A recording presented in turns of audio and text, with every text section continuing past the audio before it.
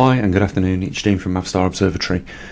I just wanted to remind people of the rare event that we are still currently facing in approximately around 2.9 or thereabout years time. And this is a rare event, one that has last happened 500,000 years ago. And it's easy to take it for granted that we are back here again for the first time in human history, experiencing one of the rarest anomalies ever to take place. You would think that you would see this topic covered more in mainstream media than what you do currently. And why it's such a passionate topic for me is because, first of all, the rarity and what has happened in our neighbouring planet's history. And of course, I'm talking about Mars. One day, many thousands of years ago, Mars had a magnetic field and a magnetosphere, and it very likely enjoyed a protective atmosphere because of that very fact. And we've, through studies, seen that thousands of years ago it lost its volcanic activity, and it has also lost its magnetosphere permanently. As a result, it very likely lost its atmosphere and the water due to the single event of it losing its magnetosphere permanently. And it's not impossible for that same thing to happen in a couple of years' time, or begin to happen in a couple of years' time for us here on Earth. And I know at the moment it's very easy to concentrate on things closer to home, things that affect our normal daily lives, like COVID-19 and the policies that have implemented these great big changes for us. But we are still facing one of the rarest events in 2 to 3 years mankind has ever seen or witnessed, let alone documented.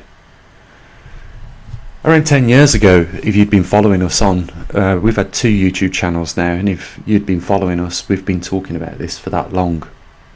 And only in the last 2.5 years, we've actually notched it up a gear by actually building equipment to monitor the position of the magnetic North Pole.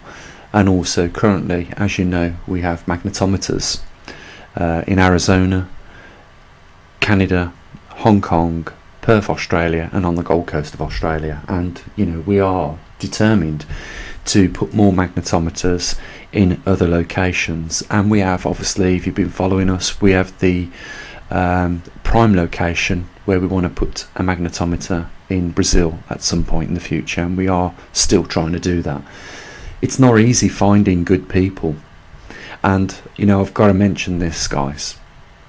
We've got one of our superstars last night calling me from his hospital bed with heart problems. That's our superstar Scott in Arizona. It would be great if a few people had just in the comment section wish him all the best and a speedy recovery, and just give him a genuinely bit of support, because these people that do this for us are not paid. They do it because they share the like-mindedness for the topic and enthusiasm for the topic, and without them we would not be getting data from the locations we've got. So if you could just wish him all the best and a speedy recovery, I think Scott would definitely appreciate that. And Scott, I really do hope for your sakes and your family's sakes that you do pull through as fast as you can with this problem. So there are a few other things that we've got on the back burner, and they're not forgotten about. It's just the time that it takes to spend continuously building these things. And what I'm talking about there is our cloud generator, and that's just to give us a visual at first hand what cosmic rays look like going through alcohol vapor at sub-zero temperatures. Like I say, we haven't forgot about that project. It's on the back burner along with a few others. that we've had to benchmark for the time being, and we will pick back up on them. And the other one I wanted to say is, there was a promise made to the patrons with regards to the laser transmitter, which I promised that I would at some point build this laser transmitter. If you watch those videos, you saw the technology actually works, where we fire an ordinary laser, we pulsate the laser with sound frequency or audio frequency, and we point that at a solar panel to receive the signal, and we can embed audible sounds and digital pictures in that laser light and send it off out into space. We're going to get at some point a CO2 laser, modify the amplifier for it, and get that done, and we'll offer that to our patrons free of charge. So they will get the opportunity to put a little message out there into space. And the other thing we was going to do is put it on a programmable bed, so you could decipher over the northern hemisphere, because that's our vantage point here in the UK, where and what constellation you'd like that fired into.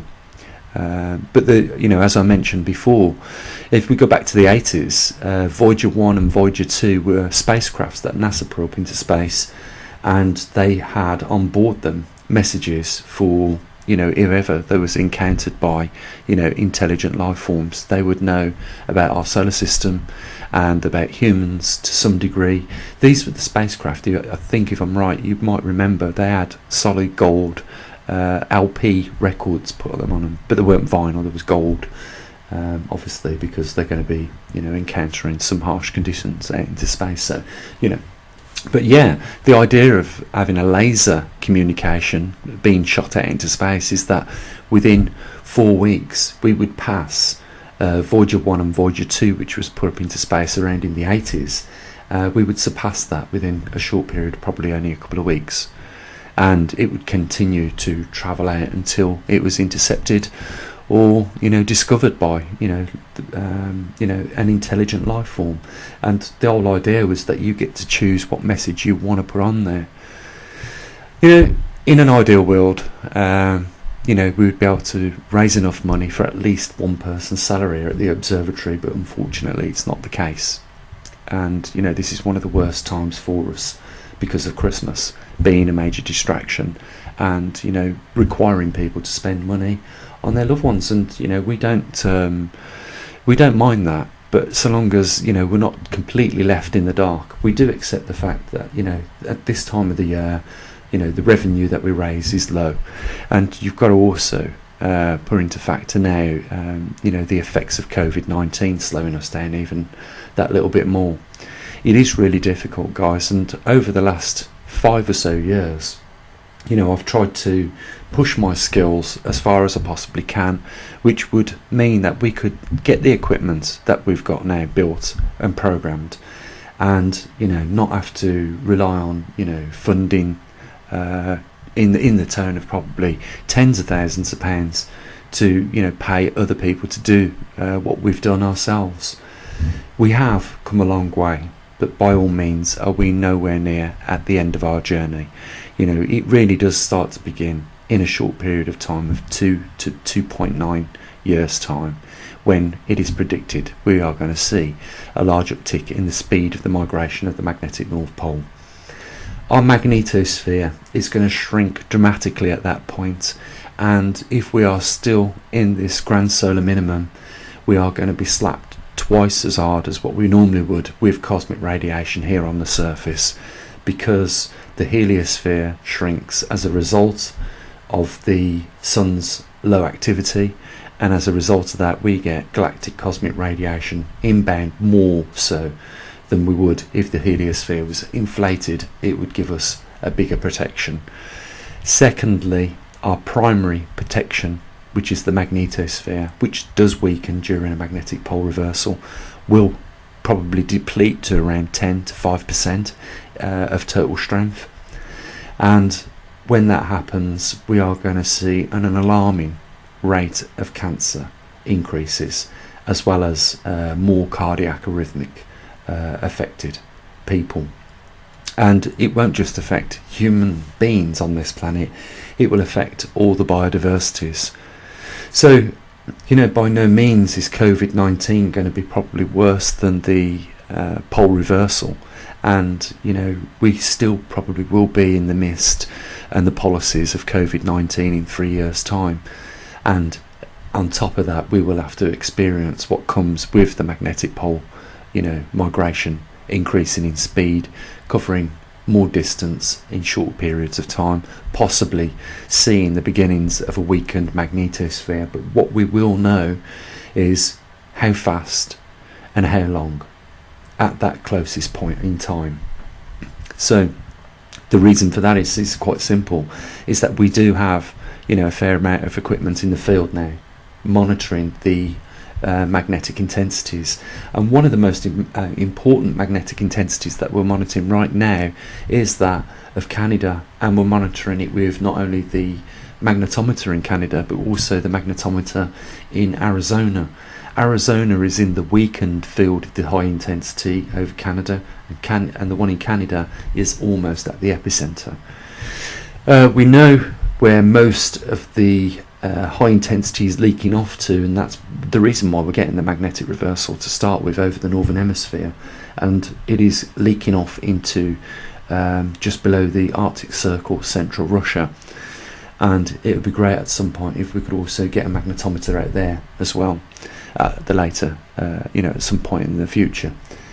So just to give you a heads up, guys, and really the main thing is don't take it for granted that this is just an every day thing, because it really isn't. The last time a completed reversal took place was 780,000 years ago, and this time round it is 500,000 years overdue. And don't take it for granted that it will just be a case of your compasses pointing north 1 month and then south the following, because there is a lot more behind the science of geomagnetics. And there are a lot more effects that will happen, and it will affect not just human beings, but like I say, all the biodiversities on this planet. So it is really important that we keep a little bit of funding coming in for the observatory. We keep putting the equipment out there, because the more equipment that we get, the more we're on top of this anomaly, and the more data we get back, and puts us in a better position to make some predictive measurements. And by using the scientific method like we do, we should be the first people to make those inform those people of the changes, people like yourselves, because we know that the mainstream organisations are not very forthcoming with the information on this topic. We've seen the Swarm mission get classified after level 2, and really it is the information and the data after level 2 that we really need access to, so that we can also be in the seat of making those predictions first. But it's unfortunate that we're not, so we have to do what we can best, and that is at the best of our ability, by using ground-based magnetometers and our Trimag system, get the best data for the lowest buck, and hopefully be able still to make some predictive projections for how long we have before things really get serious. And during that reversal period, we can also monitor which places around the world are at more risk or at less risk. So I will just mention the links down there, ask you for your support as always. Just remind you that this is one of the slowest periods for us of the year, and on top of that we're faced with COVID-19 and the policies that are affecting pretty much everyone else.